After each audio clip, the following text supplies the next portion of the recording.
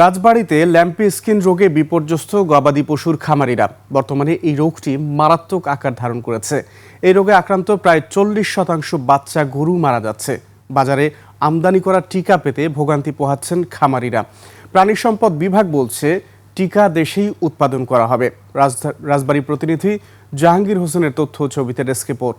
টাইলক্স toilet cleaner, যার antibacterial agent টয়লেটের কোনায় কোনায় পৌঁছে 99% জীবাণু ধ্বংস করে। রাজবাড়ীর গোয়ালন্দ উপজেলার বালিয়াডাঙ্গা গ্রামের খামারি সাদিয়া আফরিনের চোখে দুশ্চিন্তা। 1 মাস ধরে তার দুধের বাছুরটি লাম্পি স্কিন রোগে আক্রান্ত। চিকিৎসায় অনেক টাকা ব্যয় হলেও কাজ হয়নি। এই রোগে ইতোমধ্যেই তার আশপাশের খামারিদের 5টি বাছুর মারা গেছে। 1 মাস 8-10 দিন হয়েছে, এরকম গরুটা এরকম হয়েছে, গুটি রোগ উঠছে। 12,000 টাকা আমার চলে গেছে, তাই এখনো বাছুরটা সুস্থ হয় নাই। রাজবাড়ীতে লাম্পি স্কিন রোগ ব্যাপক আকার ধারণ করায় প্রতিদিনই বিভিন্ন পশু হাসপাতালে ভিড় করছেন খামারিরা।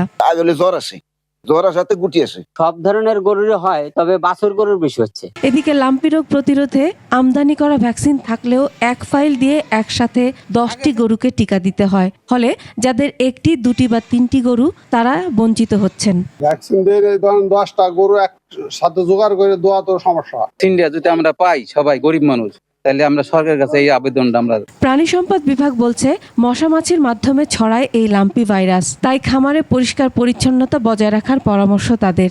খামার পরিষ্কার পরিচ্ছন্ন রাখা, খামারের আশপাশে ঝোপঝাড় থাকতে পারবে না, এবং খামারে যে মশা মাছি এবং আঠালির উপদ্রব হয়, এটা যাতে একেবারেই না হয়, তার জন্য মশা মাছি নিরোধক যে পাউডার আছে বা ঔষধ আছে, সেগুলো প্রয়োগ করতে হবে। লাম্পির টিকা নিয়ে জটিলতা, সঠিক তথ্যের অভাব, ব্যয়বহুল চিকিৎসা সব মিলিয়ে রাজবাড়ীর গরু খামারিরা দিন পার করছেন দুশ্চিন্তা আর আতঙ্কে। Masum আলিসা, desk report, 21 television.